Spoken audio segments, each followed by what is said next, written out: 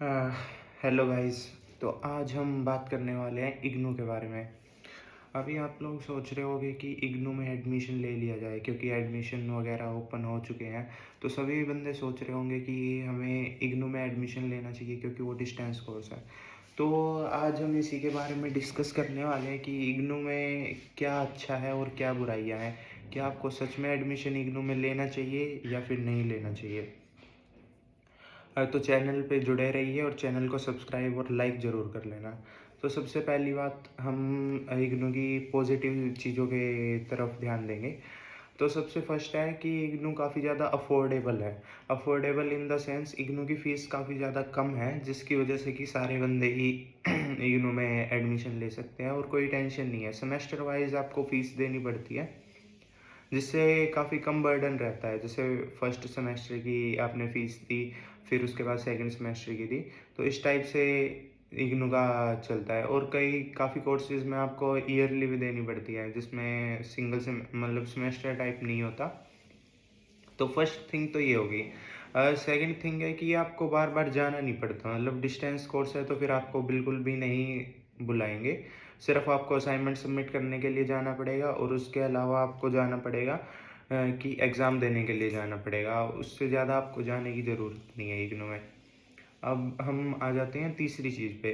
तीसरी चीज़ सबसे बेस्ट चीज़ जो मुझे लगी कि इसमें सेमेस्टर वाइज़ एग्ज़ाम है। सेमेस्टर वाइज़ यानी कि अगर आपका एक सेमेस्टर में क्लियर नहीं हुआ तो फिर आप अगले सेमेस्टर में क्लियर कर सकते हो उस एग्ज़ाम को।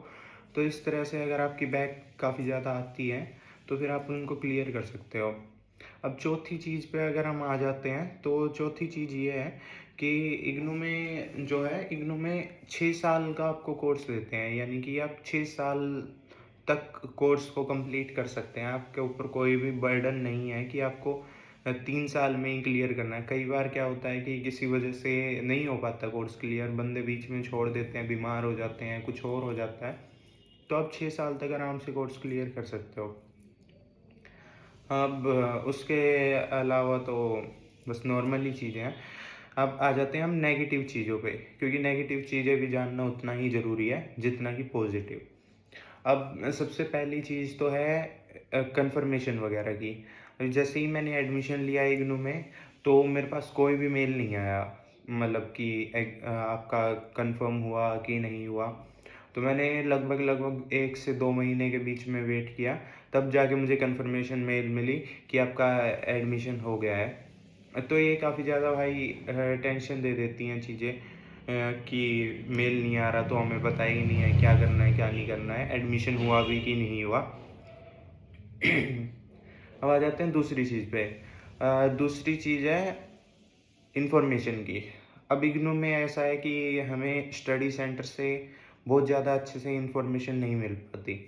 अब जैसे मैं बताता हूँ आपको कि मेरा है एक साइकोलॉजी सब्जेक्ट है, तो उसमें हमें ट्यूटोरियल बनाने पड़ते हैं और उसके अलावा हमें प्रैक्टिकल देने के लिए जाना पड़ता है, तो उसकी इन्फॉर्मेशन कहीं से भी नहीं मिलती। यानी कि स्टडी सेंटर, मतलब हमें तो सिर्फ इतना पता है कि हमें एग्ज़ाम देने हैं, उससे ज़्यादा नहीं पता। तो स्टडी सेंटर पे भी हम जाके क्या ही पूछें। और हमें कोर्सेज़ के बारे में भी एक्सप्लेनेशन नहीं मिलती कि कोर्सेज़ में क्या होगा, प्रैक्टिकल हमें देने हैं कि नहीं देने, कितनी बार कॉलेज में जाना है। जैसे काफ़ी सारे सब्जेक्ट कोर्सेज़ होते हैं जिसके अंदर हमें अटेंडेंस भी कंपल्सरी होती है कि हमें जाना पड़ेगा, कुछ अटेंडेंस भी लगानी पड़ेगी। वो होते हैं बीसीए के सब्जेक्ट। तो उस केस में काफ़ी ज़्यादा प्रॉब्लम आई। अब चौथी चीज़ है नॉलेज की। यानी कि जो भी बंदे हैं वहाँ, उनके पास बेसिकली जो आपके स्टडी सेंटर के बंदे हैं, जो आपके रीजनल सेंटर के बंदे हैं, उनके पास काफ़ी कम इन्फॉर्मेशन होती है, नॉलेज कम होती है। जैसे उन्होंने मेरे साथ क्या किया, मेरा एक प्रैक्टिकल का सब्जेक्ट था, उनके मार्क्स प्रैक्टिकल में अपडेट होने थे, उन्होंने मेरे मार्क्स अपडेट कर दिए असाइनमेंट में, जिसकी वजह से मेरा रिज़ल्ट रुका हुआ है अभी लगभग लगभग 3 से 4 महीने हो गए। और वो सिर्फ़ उस सब्जेक्ट की वजह से मेरा रिज़ल्ट रुका हुआ है। उसकी वजह से फिर मुझे इग्नू में करनाल में जाना पड़ा, करनाल से जाके चेक कराया। उन्होंने बताया कि आपका गलत मार्क्स अपडेट किए हैं। फिर उन्होंने किए अपडेट, जो भी मेल वगैरह करवा के किए। तो अब उसके बाद मैं फिर कल परसों दिल्ली में भी गया था। दिल्ली में जो मेन सेंटर है वहाँ पे जाके भी बात की। अब तो ये काफ़ी ज़्यादा हेक्टिक चीज़ें हो जाती हैं, दिमाग को बिल्कुल ख़राब कर देती हैं। अब पता ही नहीं चलेगा भाई क्यों नहीं हो रहा अपडेट। एक तो और इसके अलावा एक चीज़ ये भी है कि इन्होंने लिखा हुआ है अपनी वेबसाइट पे कि कम से कम भी 6 महीने लगेंगे। अगर आप अपने असाइनमेंट वग़ैरह जमा करा दिए या फिर आपके नंबर अपडेट नहीं हो रहे, तो उसमें 6 महीने तक लग सकते हैं। तो उस केस में बंदा 6-6 महीने तक थोड़ी वेट करेगा। अब इन्हें हर 1-2 महीने में कब अपडेट करते हैं मार्क्स, कब नहीं करते, कब असाइनमेंट के मार्क्स अपडेट करते हैं, तो वो काफ़ी ज़्यादा प्रॉब्लम क्रिएट करती है। अब इससे के बाद हम आ जाते हैं अगली बात पे। आपको कौन से कोर्स यहाँ से करने चाहिए और कौन से नहीं करने चाहिए और किन बंदों को करने चाहिए। तो सबसे पहली बात है कि आप कोर्स तो कोई भी कर सकते हो, लेकिन आपको वे कोर्स नहीं करने हैं जिसके अंदर जाना पड़ता है। जाना है इन द सेंस जैसे कि बीसीए वगैरह हो गया या फिर मेडिकल फील्ड के कोर्स हो गए। क्योंकि जिसके अंदर आपको जाना पड़ेगा उसके अंदर आपको और भी ज़्यादा प्रॉब्लम आएगी कि क्या कब जाना है, कभी भी बुला लेंगे। और कोई भी टाइम टेबल शेड्यूल वगैरह बहुत ज़्यादा फिक्स नहीं रहता। तो बहुत ज़्यादा प्रॉब्लम क्रिएट करेगा आपको। वो कोर्स आप ना ही करें, रेगुलर से करें तो ही ज़्यादा बेटर है। दूसरा आप वो कोर्स करो कि मतलब जिसमें कुछ भी मतलब ज़्यादा प्रॉब्लम नहीं आती हो। जैसे कि नॉर्मल बीए का अपना कोर्स हो गया, उसमें अपने बिल्कुल सिंप्लीफाइड सब्जेक्ट है। इंग्लिश हो गया, हिंदी हो गया, उसके बाद आपने पॉलिटिकल साइंस ले लिया, हिस्ट्री ले लिया, जिसके अंदर ना प्रैक्टिकल है, ना कुछ और है, जिसकी वजह से कि कोई भी प्रॉब्लम आ ही नहीं सकती। तो आप वो सब्जेक्ट ले सकते हैं। उसके अलावा आप वो बंदे ही सिर्फ़ जॉइन करें जो मतलब काम वगैरह करते हों या फिर जिनके पास इतना टाइम नहीं हो कि कॉलेज में जाएँ और ये अपना रेगुलरली अटेंड करें। क्योंकि क्या हो जाता है ना कि मतलब वो एक पल के लिए सँभाल भी लेते हैं कि अगर उनका लेट हो रहा है, तो फिर उनको ज़्यादा फ़र्क नहीं पड़ेगा।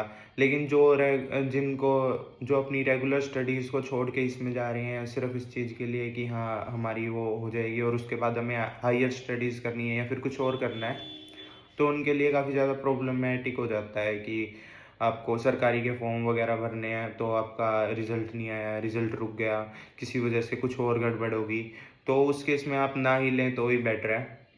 और सबसे बड़ी बात यार इन्फॉर्मेशन की है, इन्फॉर्मेशन यहाँ मिल नहीं पाती। जैसे आप अगर आपका रीजनल सेंटर वगैरह दूर है और किसी वजह से कुछ गड़बड़ होगी, तो फिर आपको वहीं जाना पड़ेगा। अभी कोई ओडिशा वगैरह का है या फिर नीचे साउथ साइड का बंदा है, तो उसे तो पता ही नहीं चलेगा और बाई चांस उसके मार्क्स अपडेट नहीं हुए, तो फिर वो दिल्ली थोड़ी आएगा। अगर कोई कर्नाटक से है बंदा जिसने एडमिशन लिया हुआ है, उसके मार्क्स अपडेट नहीं हुए या फिर कुछ और हो गया या फिर उसके क्या गलत नंबर वगैरह अपडेट कर दिए, तो वहाँ से दिल्ली थोड़ी आएगा कि भाई लड़ाई करने के लिए कि भाई मेरे मार्क्स अपडेट नहीं हुए। दूसरा आप बात कर लेते हैं इसमें किस टाइप के क्वेश्चंस आते हैं। अब क्वेश्चंस इग्नू में काफ़ी ज़्यादा नॉर्मल देते हैं, मतलब बिल्कुल आप कह सकते हो कि आसान भी हैं और हार्ड नहीं है इतने कि आप कर ही नहीं पाओ। तो हर एक बंदा जो भी थोड़ा ठीक-ठाक यानी कि 1 आधा दिन पढ़ के जा रहा है, वो पास हो सकता है बिल्कुल बहुत आराम से, ये है।